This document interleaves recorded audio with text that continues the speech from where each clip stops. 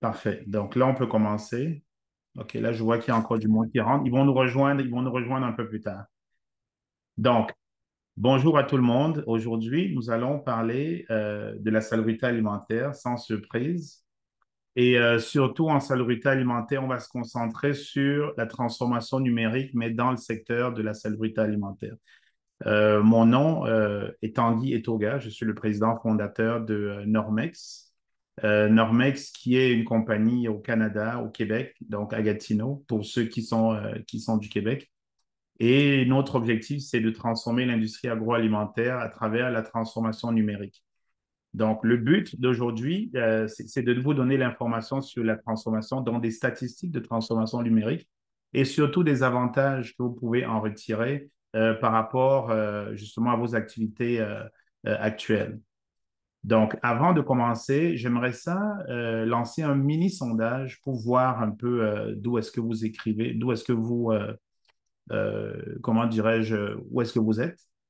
Donc, juste un petit moment, je vais partager avec vous le sondage et vous pourrez répondre. Juste avant le sondage, ce que j'aimerais aussi vous donner comme information, c'est si jamais vous avez des questions, entrez les questions. Vous avez une section Q&A, donc Question and Answer. Pendant que je vais faire la présentation, vous pouvez ajouter vos questions et juste après, on va pouvoir passer à travers les questions. Donc, je m'attends à ce qu'il y ait beaucoup de questions, surtout ceux qui n'ont pas encore fait le move de la transition numérique. Donc, là, il y a le sondage, vous pouvez y aller.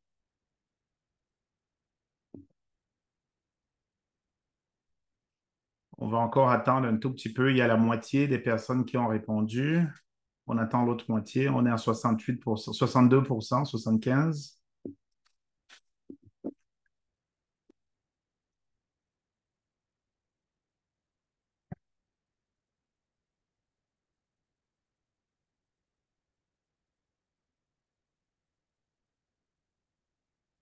Alors, c'est fascinant. C'est fascinant de ce que je vois jusqu'ici. Il reste trois questions à répondre. Ensuite, je vous donnerai les résultats et puis on passera à la prochaine étape.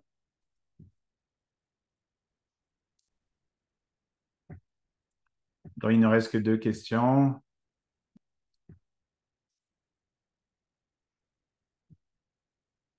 Nous sommes à 75%, 80%.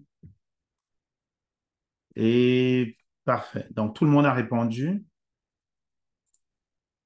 Alors, en termes de résultats, à peu près 50%, j'ai demandé, avez-vous un programme de salubrité alimentaire? On a 50% qui a répondu oui et 50% non. Si oui, lequel? Donc, ACEP, 17%, GFSI, 33%.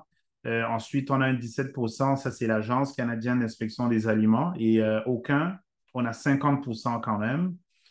La troisième question, c'est quelle partie, ça c'est pour voir un peu où est-ce qu'on est rendu d'un point de vue géographique, quelle partie dans le monde êtes-vous?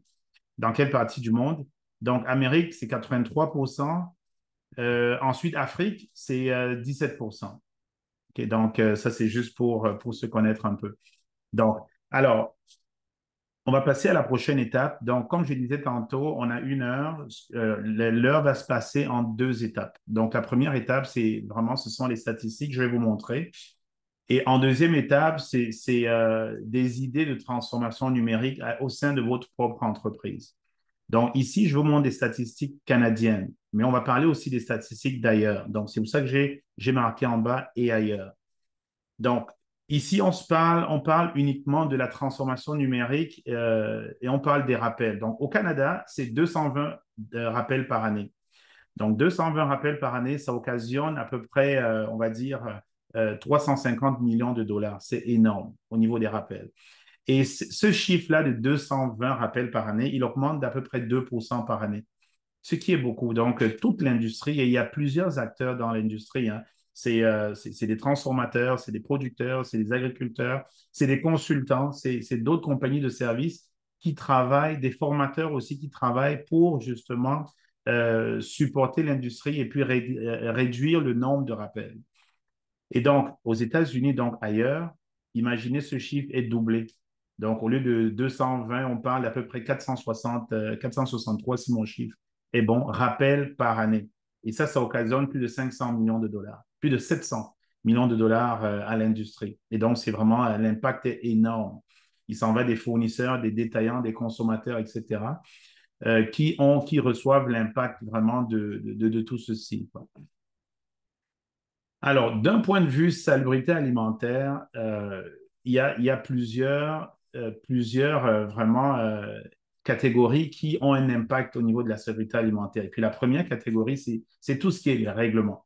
Alors, lorsqu'on parle de règlements, on parle, par exemple, au Canada, on parle de l'Agence canadienne d'inspection des aliments, ou alors aux États-Unis de la FDA, donc Food and Drug Administration. Il y a plusieurs règlements à travers la planète. Il y a des règlements dans tous les pays, que ce soit en France, que ce soit au Congo, que ce soit au Cameroun, que ce soit en Asie. Il y a plusieurs règlements et tous ces règlements ont un point central. Le point central, c'est est-ce que le produit qui sort représente ou non un danger de contamination. Donc, il y a plusieurs exigences pour ce produit-là. Et enfin, on veut s'assurer que si jamais on passe à travers les maillons et que le produit sort quand même contaminé, ben, on est capable de le retracer. Donc, ça, c'est le point commun de tous ces règlements-là. Donc, ces organismes gouvernementaux vont imposer un règlement, non seulement à l'exportation, à l'importation, au commerce même interprovincial pour des pays qui ont des provinces, ou alors interétatique pour des pays qui ont des États, comme les États-Unis, par exemple. Ça, c'est d'un côté. Donc, ça, c'est du côté règlement. On a un autre côté qui est vraiment le côté de l'industrie elle-même, donc les détaillants, les chaînes de magasins, les grandes surfaces. En Afrique, en Europe, on parle de Carrefour. Aux États-Unis, on va parler, par exemple, de Walmart. Au Canada, on va parler Sobeys, Loblaws, Metro.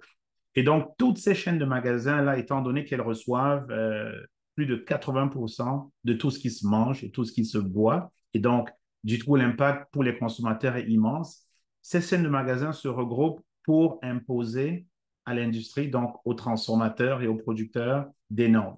Et ces normes-là, ce sont les normes, soit des normes ACEP, comme on a vu dans le sondage tantôt, ou alors des normes GFSI. Et il y a plusieurs normes GFSI. Le but, c'est toujours de protéger la population, bien sûr, et aussi de soigner leur image de marque parce qu'il y a une responsabilité sociale.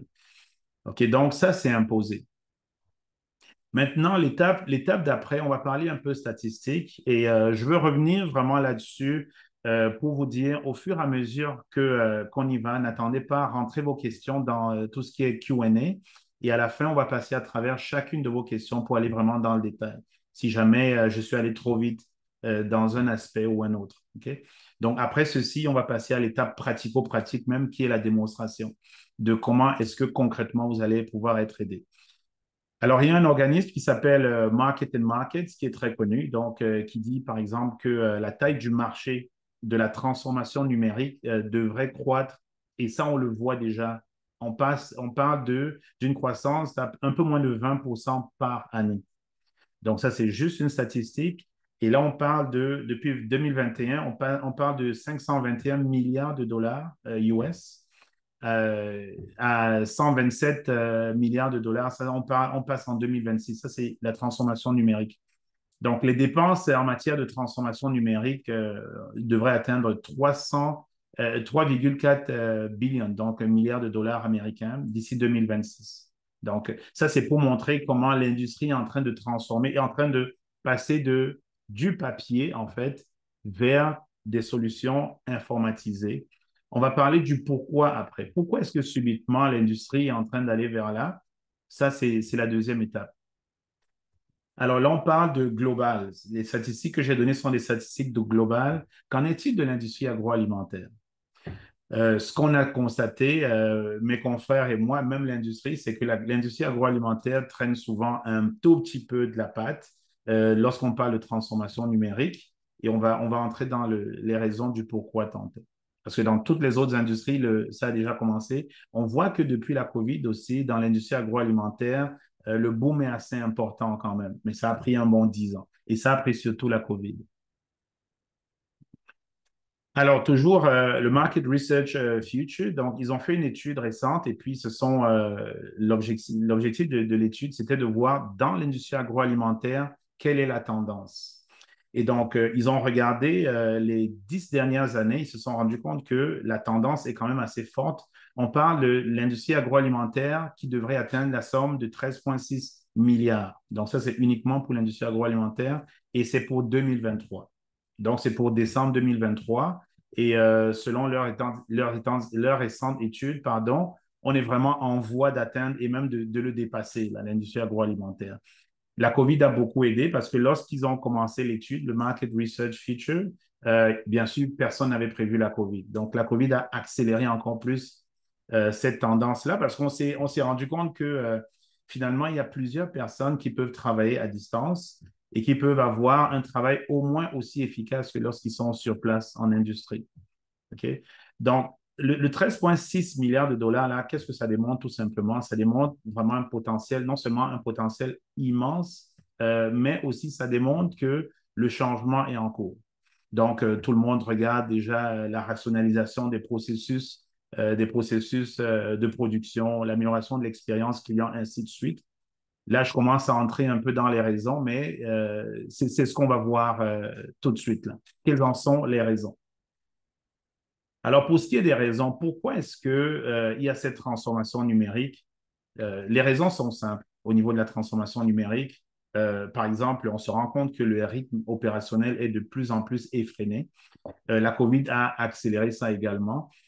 Imaginez lorsque vous êtes en train de travailler en usine, que vous soyez gestionnaire qualité, que vous soyez sur une chaîne de production, que vous soyez même dans un bureau exécutif qui a besoin de documentation, ben, il y a plusieurs étapes qui doivent être faites avant que ça n'arrive à votre niveau. C'est-à-dire, l'achat doit être fait, la réception d'ingrédients doit être faite, on doit recevoir la paperasse, on doit copier, photocopier, scanner, on doit gérer des versions de documents, des distributions, ainsi de suite. Pendant ce temps, de l'autre côté, ben, il y a le côté coût hein, qui est très important également. Donc, tout ça, ça coûte de l'argent. Et les coûts, comme vous avez remarqué, les coûts de l'énergie ne font que monter. On parle même des coûts de l'immobilier. Les coûts globaux, en fait, ne font que monter. Les taux d'intérêt qui sont élevés, ça coûte cher. En plus de ça, la compétition qui est de plus en plus féroce. Donc, pour avoir des marges, c'est devenu de plus en plus difficile dans l'industrie agroalimentaire. Les salaires qui sont élevés, bien sûr, qui augmentent, tout ça c'est lié ensemble. Les salaires élevés qui augmentent, comment dirais-je, la pression sur les prix et donc aussi la main-d'œuvre. Donc, on constate aussi que le problème de main-d'œuvre, ça c'est à l'échelle mondiale. Le problème de main-d'œuvre n'est pas réglé. Donc, il y a encore un problème de main-d'œuvre qu'il faut gérer dans chacune des usines. OK? Et de l'autre côté, ben, les consommateurs, la demande est de plus en plus forte. Pourquoi la demande est de plus en plus forte? Et parce que la population mondiale croît, tout simplement. Donc, il y a une croissance globale de la population mondiale, donc une croissance globale de la demande.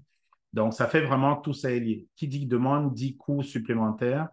Les chaînes d'approvisionnement deviennent de plus en plus complexes. On est à Québec, on veut un produit qui n'est pas forcément, qui va faire partie de nos ingrédients, qui n'est pas forcément à Québec, qui va se retrouver au fin fond je ne sais pas moi, d'une ville chinoise, il faut que ça se rende à Québec. Pareil, on est en Afrique, il faut que ça se rende là. Donc, tout ça, tout ça, ça montre que effectivement, la transformation numérique, ce n'était qu'une question de temps. Pourquoi ce n'était qu'une question de temps? C'est parce que, avec tout ce qu'on a remarqué au niveau des raisons, lorsqu'on s'en va vers la transformation numérique, on est capable de gérer davantage les coûts, on est capable de gérer davantage la main-d'œuvre parce qu'avec 3, 4, 5 employés en moins, ben, il ne faut pas que le travail retombe sur la même personne. Il faut qu'on ait un outil à l'interne qui soit capable de nous aider justement à passer à travers le problème de pénurie de main-d'œuvre, le problème de coût, le problème de complexité aussi de la gestion d'approvisionnement, etc. OK? Bien sûr, en dernier lieu, on a la rationalisation des coûts de production, bien sûr, parce que tout ça vraiment augmente les coûts de production. Ah, je disais en dernier lieu, mais il y a aussi l'amélioration de l'expérience client, parce qu'il y en a plusieurs qui ont à cœur vraiment l'expérience client. Et avoir un téléphone, appeler le client tous les jours, toutes les semaines, parfois, ce n'est pas évident parce que tout le monde est occupé, ça coûte cher, etc. Donc, comment faire, utiliser la transformation numérique pour pouvoir améliorer l'expérience client? Donc, maintenant, c'est la question. On connaît les statistiques, la situation actuelle, on connaît la raison de cette situation actuelle-là. Et maintenant, qu'est-ce qu'on fait?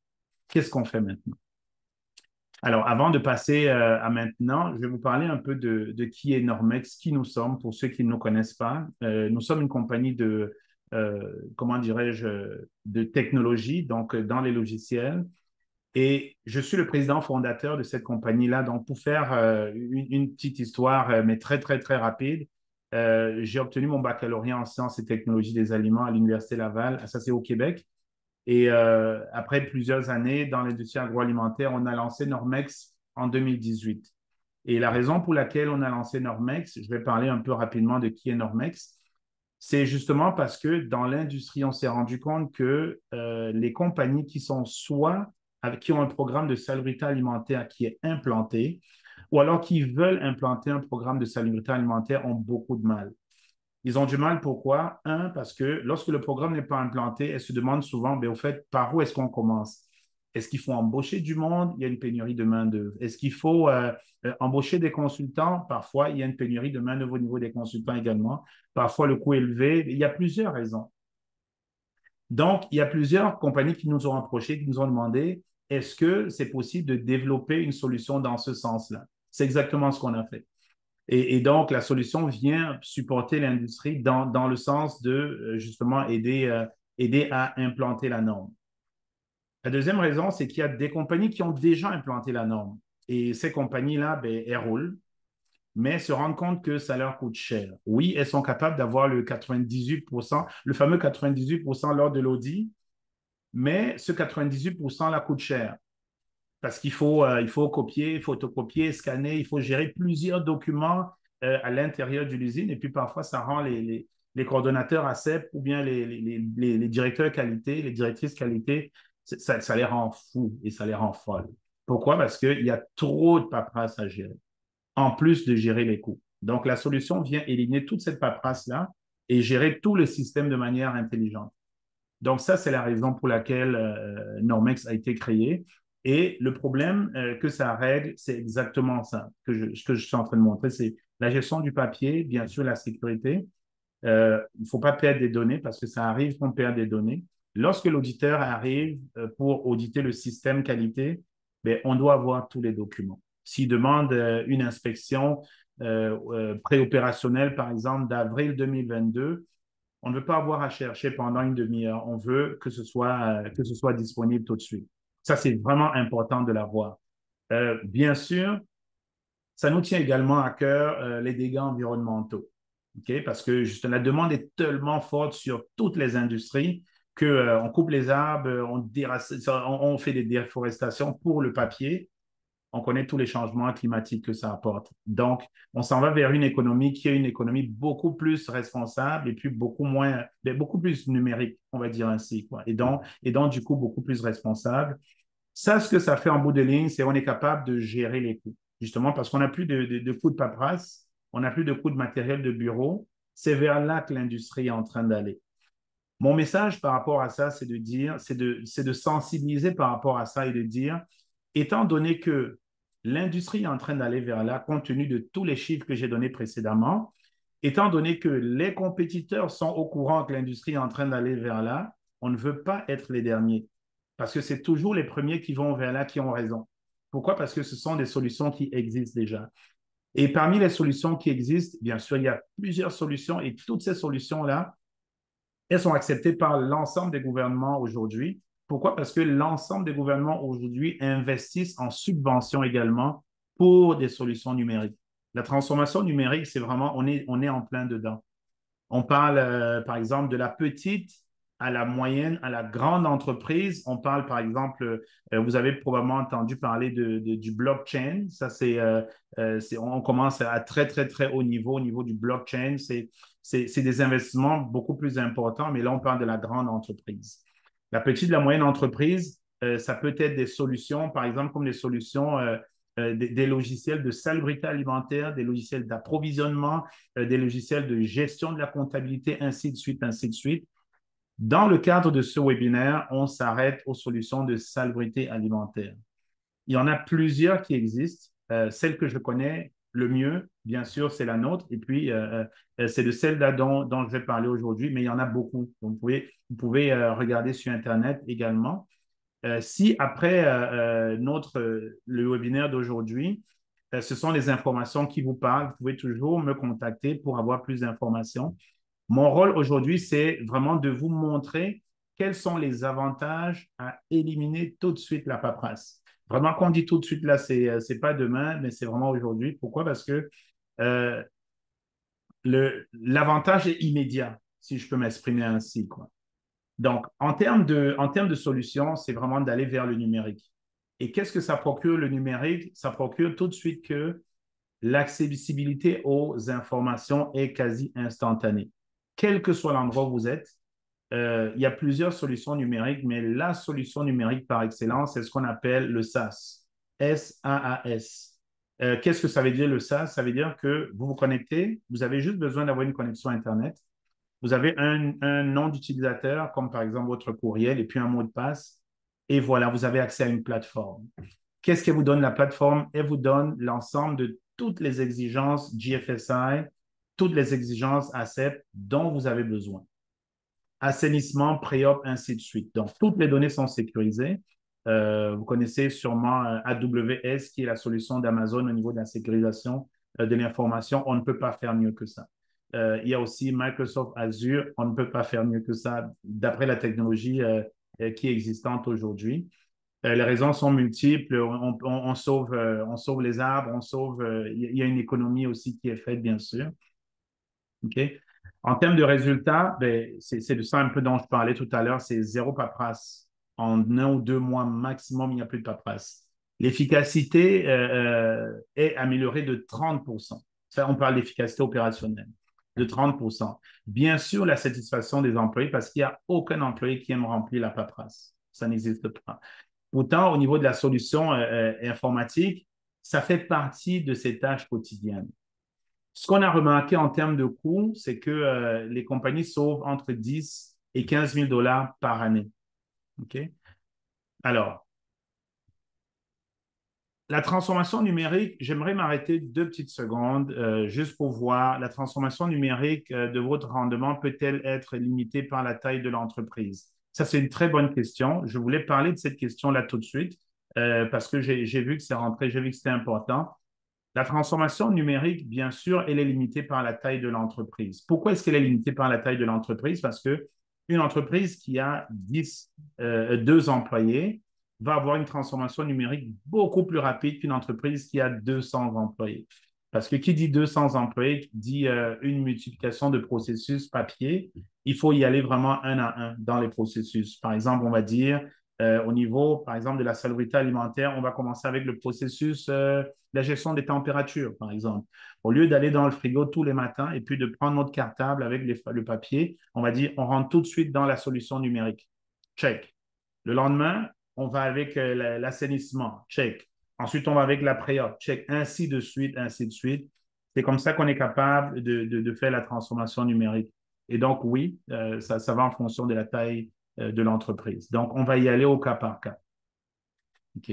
Donc, ici, ce dont je vais parler maintenant ici, c'est en termes de réalisation, qu'est-ce que Normex produit? Bon, on parlait d'approvisionnement. Il y a le Food Logistics aux États-Unis qui nous a donné cet award-là depuis 2022, depuis 2021, pardon, dans les 100 meilleurs logiciels en transformation numérique, donc dans la salubrité alimentaire, qui a été aussi repris par l'actualité alimentaire.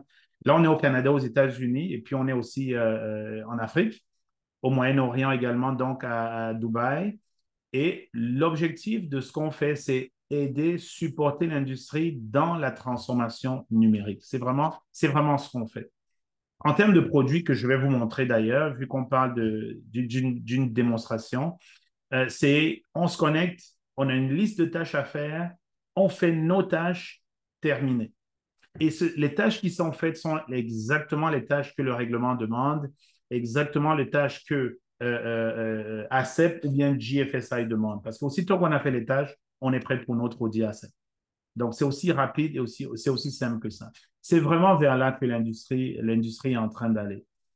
OK? Et donc, la solution, c'est une solution qui est très, très évolutive. Ça veut dire que si vous avez de nouveaux procédés, vous avez de nouveaux produits, de nouveaux équipements, vous êtes capable de le rentrer dans le produit. Parce que justement, il y a des consultants qui travaillent là-dedans, qui aident à créer la plateforme à travers le réseau qu'on a bâti pour développer cette plateforme-là qui, elle, déjà est en perpétuelle justement, évolution, quoi. OK? Donc, ici, je vais vous montrer Normex en action. Je vais prendre un peu de temps pour vous montrer Normex en action. Avant ça, je vais voir s'il y a des questions qui sont rentrées avant d'y aller dans Normex en action. OK? Alors, dans les questions qui sont rentrées, est-ce que ce que je vois, c'est est-ce que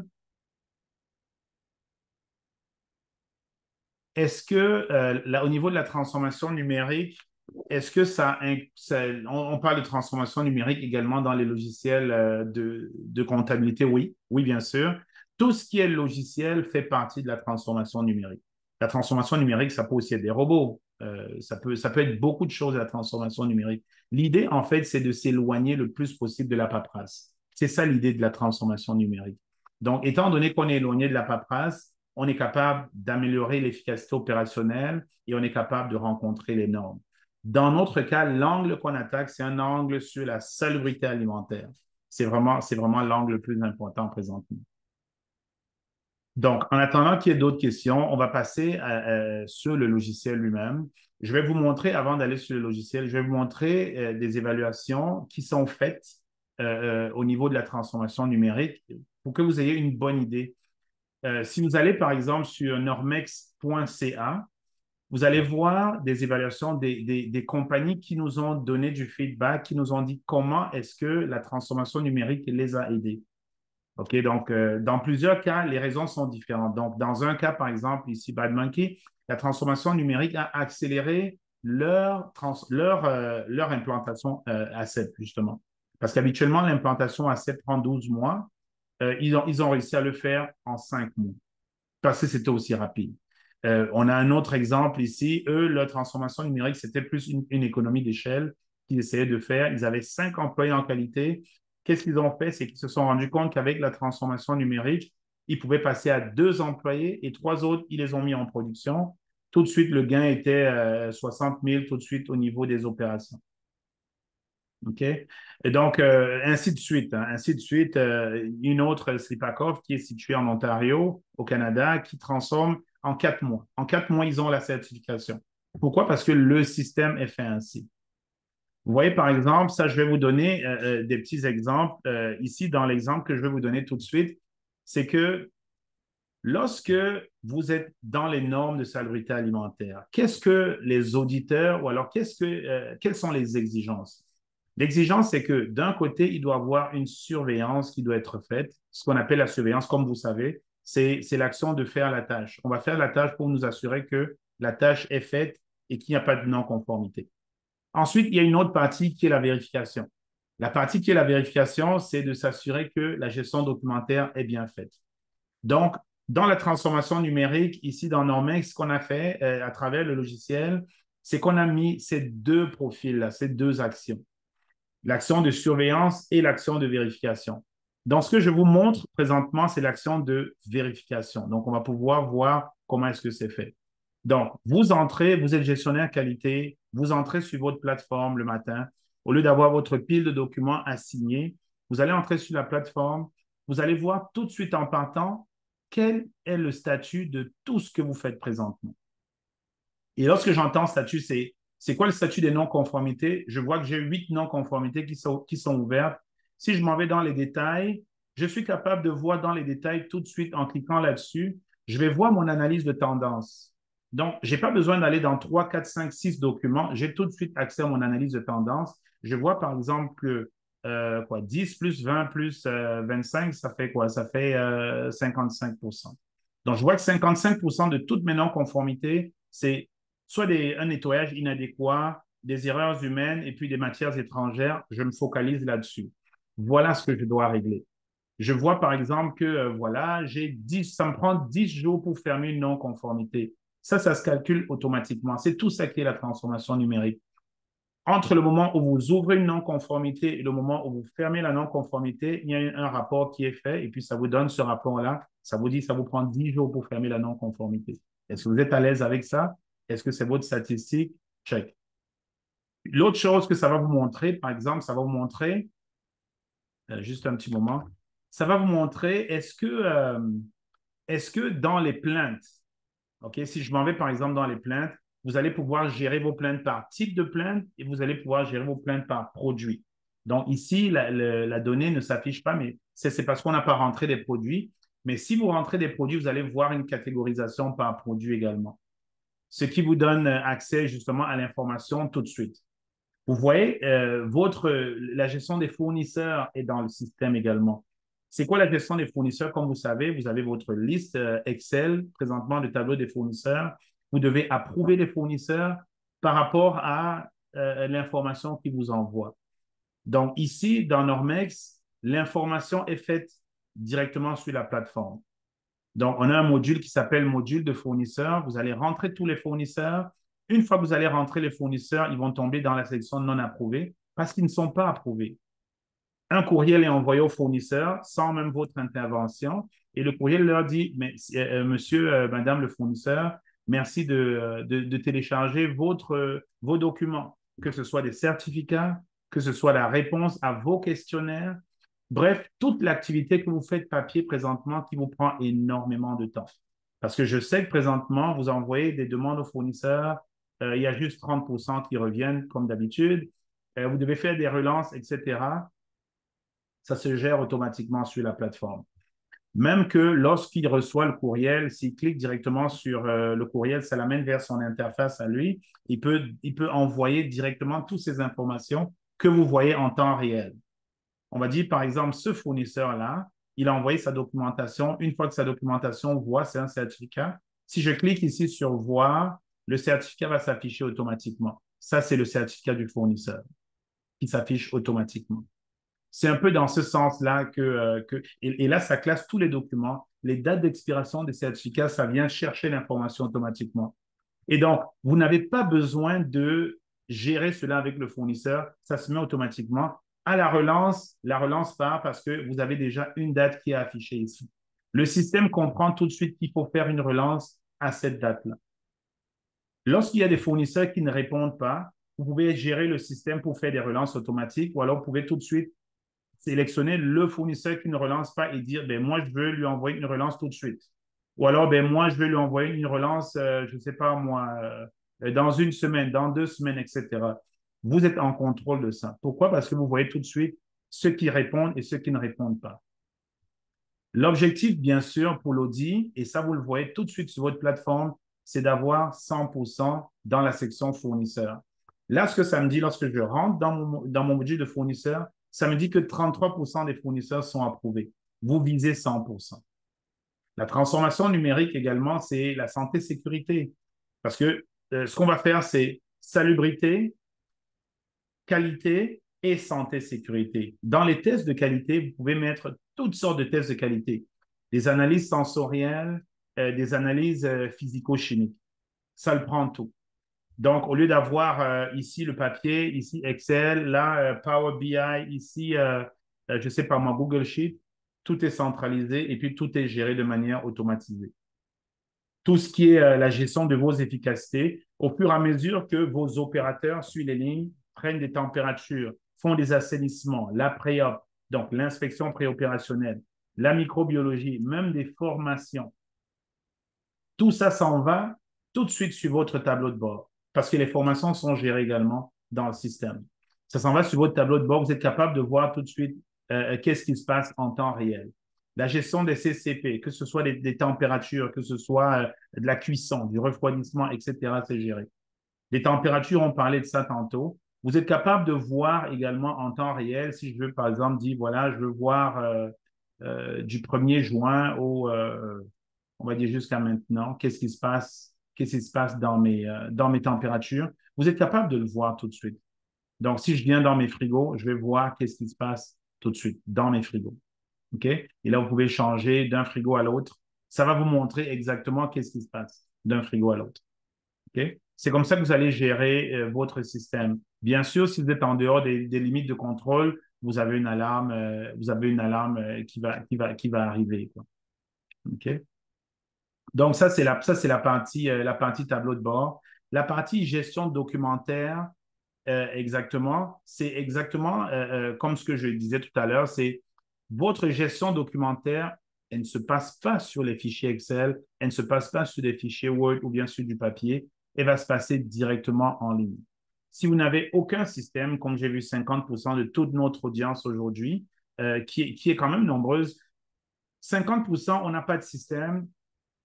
Dépendant de si on est vers un ACEP ou bien vers un GFSI, ouais, le système vient déjà avec toutes les procédures. Il vous suffit de sélectionner celle dont vous avez besoin.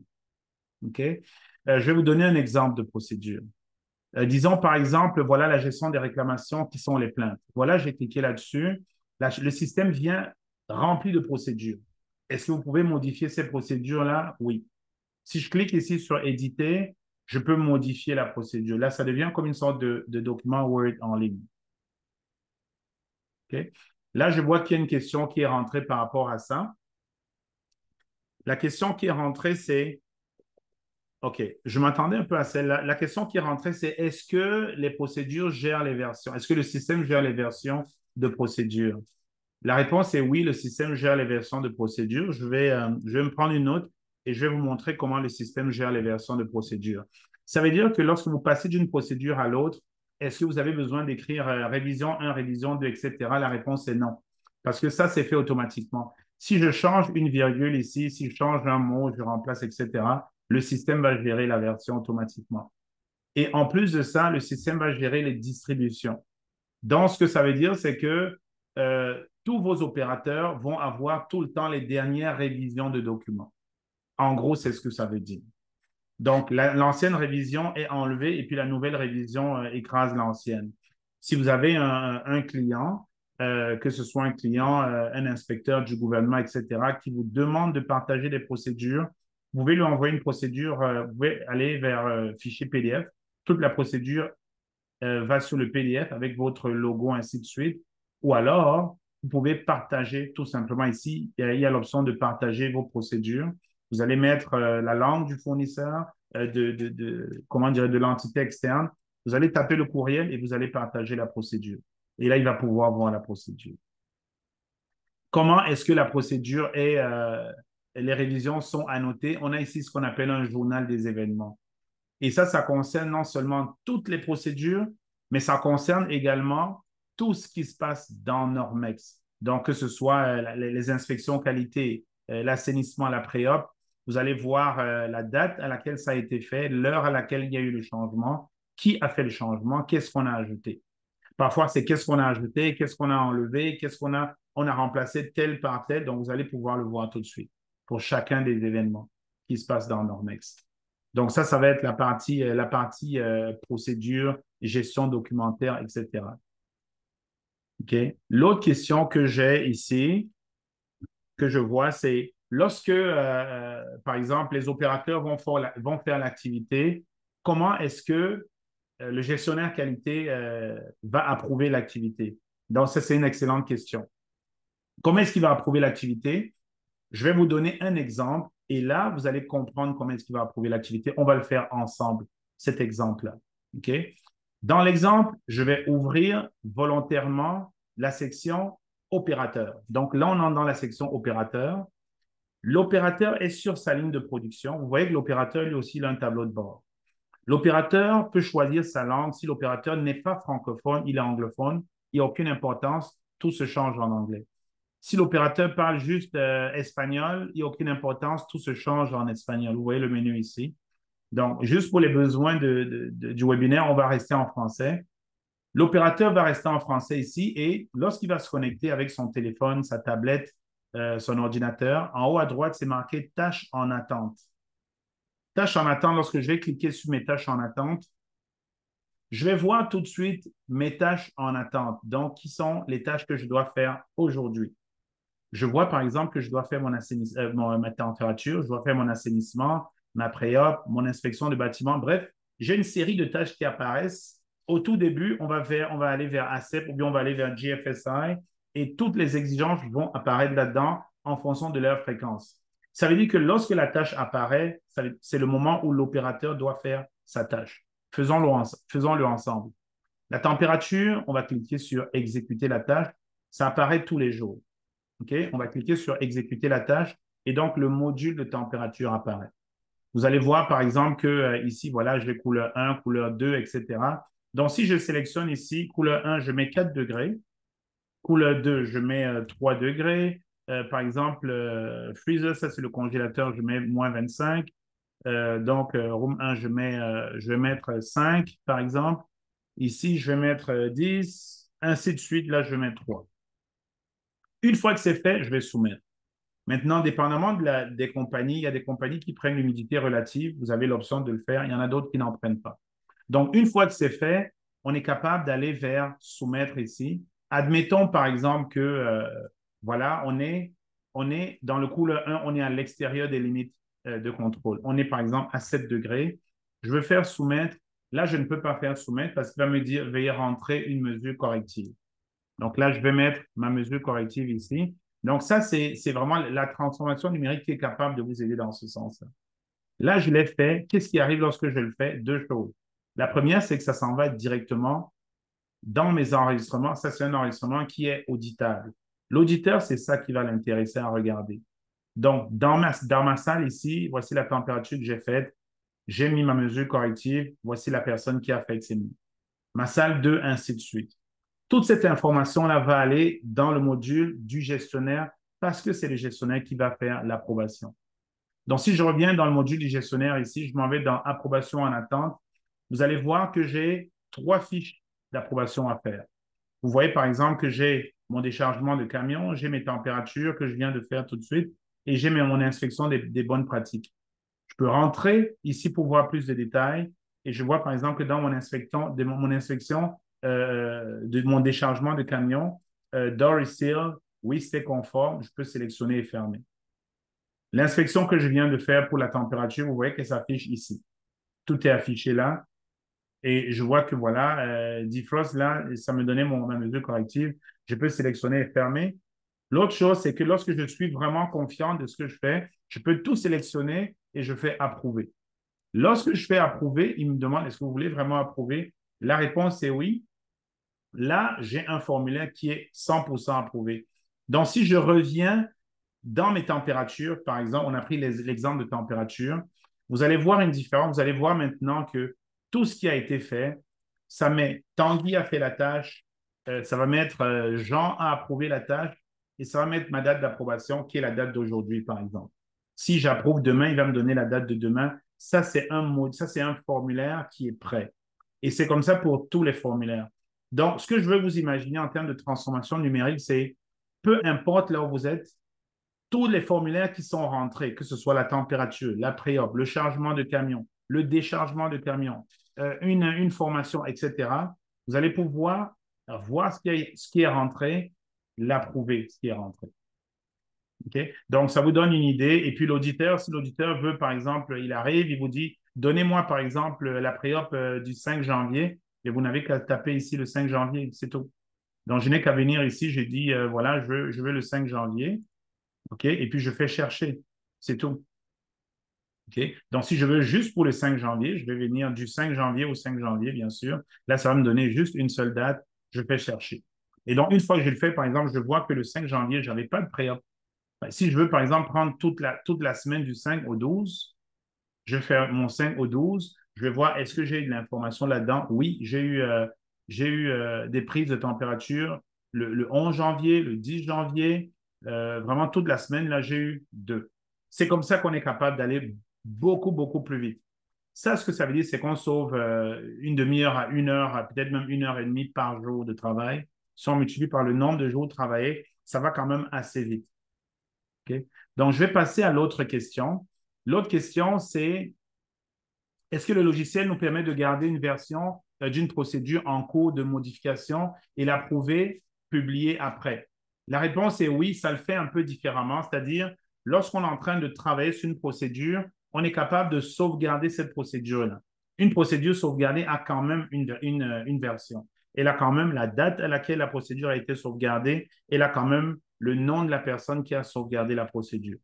Ensuite, lorsque la procédure est prête, on peut maintenant la publier, la procédure. Tous les opérateurs vont, les gens à qui on veut avoir la procédure, par exemple, au niveau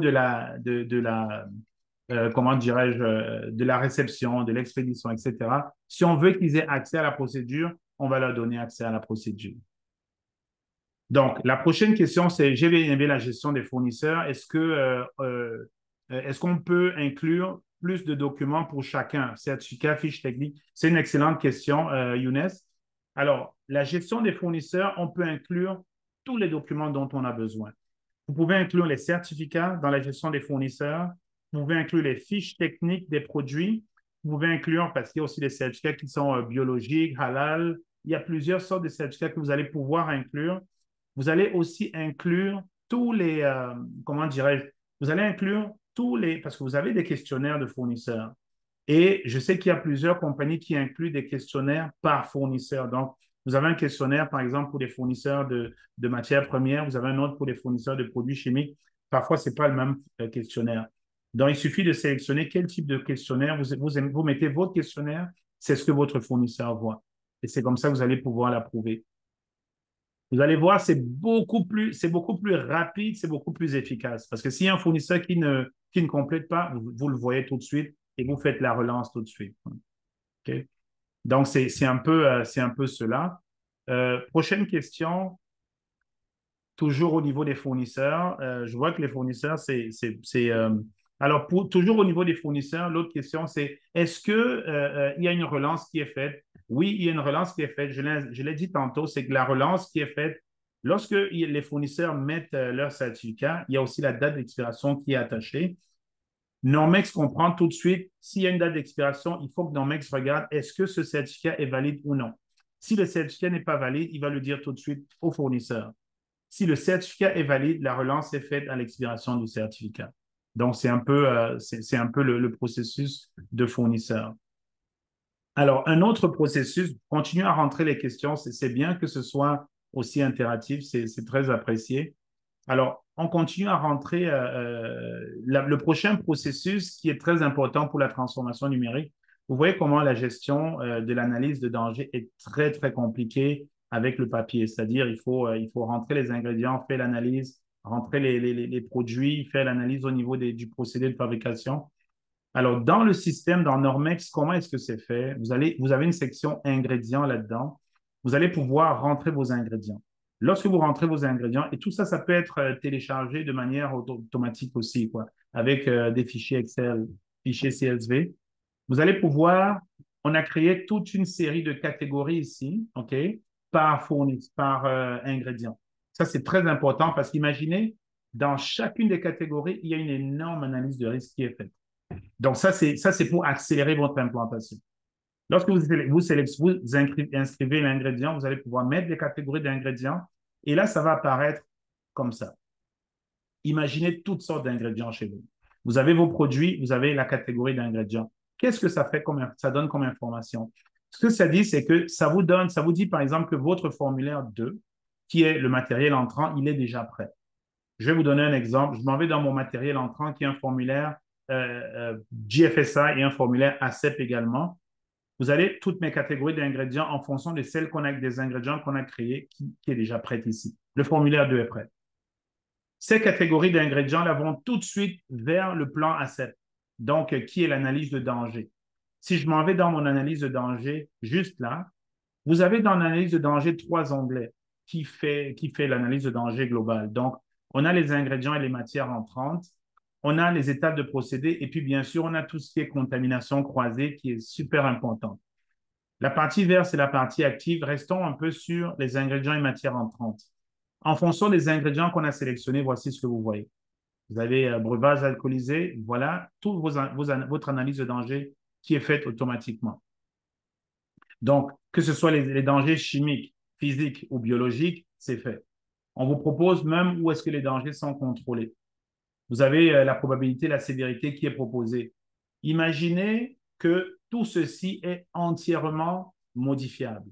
Donc, vous pouvez ne pas être d'accord avec ça et dire, ah ben, nous, on le contrôle de cette façon-là, vous pouvez le modifier. Il vous suffit d'aller ici sur le petit bonhomme bleu, et vous allez être capable de modifier. Souvent, lorsqu'on démarre, on n'a pas tout ça, ça accélère le démarrage. Ensuite, soit on dit, ben, on est correct avec ça, soit ben, on est correct, mais on veut quand même modifier. Lorsqu'on l'a déjà, c'est exactement la même chose. Parce qu'une fois par année, il faut faire la réanalyse du plan ACEP. Ça se fait en quelques clics. Parce que tout est déjà là. Maintenant, qu'est-ce qui se passe avec les produits en cours, les produits qui sont déjà faits? Dans le formulaire 3 ici, on a fait exactement la même chose. C'est qu'on a répertorié tous les procédés connus. Bien sûr, vous pouvez rajouter vos procédés si ça n'existe pas. Tous les procédés qui sont connus, on les a rajoutés là-dedans. Et pour chacun des procédés, on a fait une analyse de risque. Qu'est-ce qu'on fait avec ça? C'est qu'on est capable de créer votre diagramme de procédé. Et ça vous met tout de suite aux normes internationales. Que vous soyez au Canada, aux États-Unis, en Europe, en Afrique, en Asie, GFSI, c'est GFSI. ACEP, c'est ACEP, partout. Ensuite, il y a maintenant des règlements qui sont différents d'un pays à un autre, mais tout ça est personnalisable à travers la plateforme. Donc, vous créez votre diagramme de procédé ici et tout de suite, votre diagramme vous dit si c'est biologique, chimique ou physique. Par exemple, la réception, il y a des dangers à ce niveau-là. Vous allez de la réception jusqu'à l'expédition. Qu'est-ce que ça donne pour mon plan ACEP? Lorsque je reviens dans le plan ACEP ici, ça me donne dans mon analyse de risque, si je m'en vais dans la partie, on était dans la partie étape de procédé maintenant, je clique dans mon étape de procédé, j'ai toutes mes étapes qui ont été construites dans mon diagramme de procédé. Là, on parle de la réception et ça, c'est toutes les étapes de la réception qui sont faites, ainsi de suite. Et donc, ça vous fait aussi toutes les étapes pour tous les autres procédés. Le stockage, vous avez toutes les étapes. Vous n'avez pas besoin de perdre beaucoup de temps là-dessus. Votre rôle devient un rôle d'analyse. Pourquoi? Parce que toute la tâche automatisation est faite. Ainsi de suite. Ça vous numérote même toutes les étapes pour vous. OK? Et toute l'analyse est faite. Vous pouvez décider, par exemple, de où est-ce que chacun des dangers va être contrôlé. Vous avez le contrôle là-dessus. Et bien sûr, tout ceci est personnalisable. Je vois qu'il y a une question qui est rentrée. Est-ce qu'on peut gérer aussi nos produits finis et créer nos recettes et modifier dans Normex? Excellente question. Alors, on va essayer de répondre à ça très rapidement. Donc, vous avez vu un peu comment les étapes de procédé sont faites. La réponse est oui, on peut gérer les recettes. Pour la gestion des recettes, bien sûr, il y a la traçabilité. Tout ça, ça fait partie de la transformation numérique. La traçabilité commence à la réception et s'en va dans la production et va au produit fini. Donc, à la réception, si je m'en vais par exemple ici euh, dans le module de réception, vous allez voir que au niveau ici, on l'a appelé le déchargement de camion. Entièrement personnalisable, vous avez votre déchargement de camion. Lorsque vous avez rentré les fournisseurs et que les fournisseurs sont déjà approuvés, imaginons par exemple que je sélectionne ce fournisseur-là. Vous voyez, cet ingrédient va rentrer. Vous allez mettre un numéro de lot, une quantité. Vous pouvez mettre même un type ici. Vous pouvez rajouter des types. Vous allez pouvoir gérer même vos coûts parce qu'il y a aussi la gestion d'inventaire dans Normex. Ici, il y a une date d'expiration. Normex va vous dire, il va vous faire un rappel d'utiliser le produit si la date d'expiration se rapproche. Ensuite, bien sûr, vous allez pouvoir gérer votre réception. Une fois que ça rentre dans votre inventaire ici, je vais vous montrer qu'est-ce qui se passe au niveau des recettes. Au niveau des recettes, vous avez les produits, vous allez créer vos produits et puis créer vos ingrédients. Voici vos recettes qui sont faites automatiquement. Et vous allez même pouvoir créer vos specs de produits. Alors, pour chacun, lorsqu'on parle de recettes ici, vous allez pouvoir décider c'est quoi les quantités pour chacun des ingrédients qui rentrent dans la recette. On appelle cette recette-là, par exemple, Best Western. La quantité, c'est 200 grammes. Pour 200 grammes, on a besoin de 15 gallons de ce produit-là, 20 gallons de ce produit-là, ainsi de suite. Donc, une fois que Normex a cette information, je m'en vais maintenant dans ma feuille de production.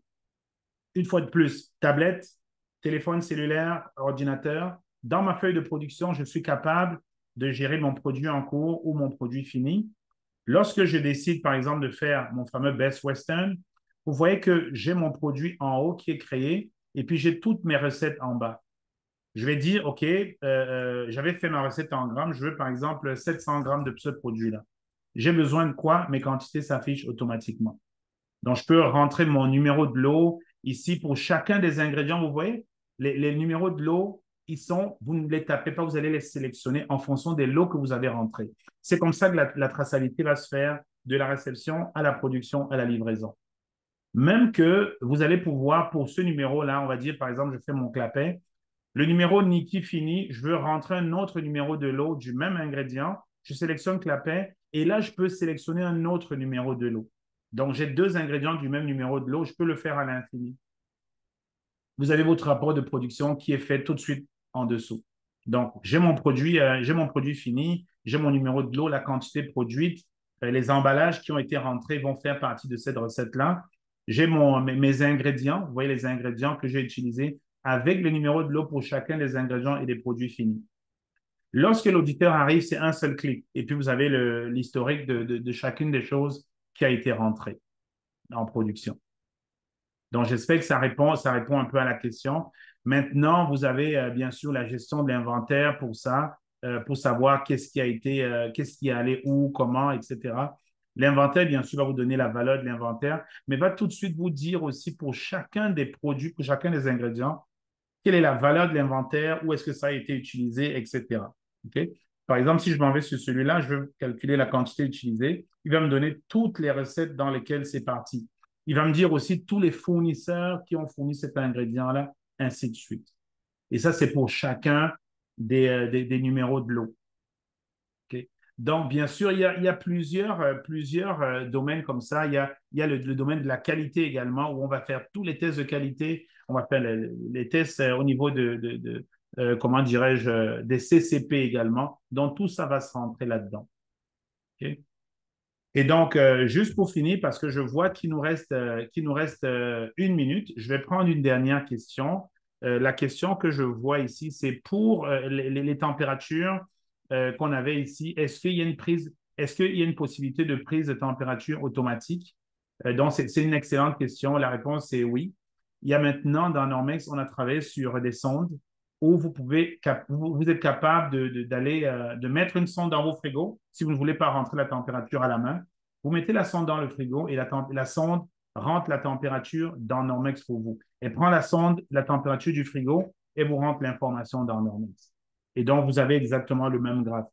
Donc, ça, c'est une possibilité aussi. Okay? Donc, c'est ainsi que... OK, on va prendre vraiment la dernière question maintenant parce que je vois qu'on est à la fin du webinaire.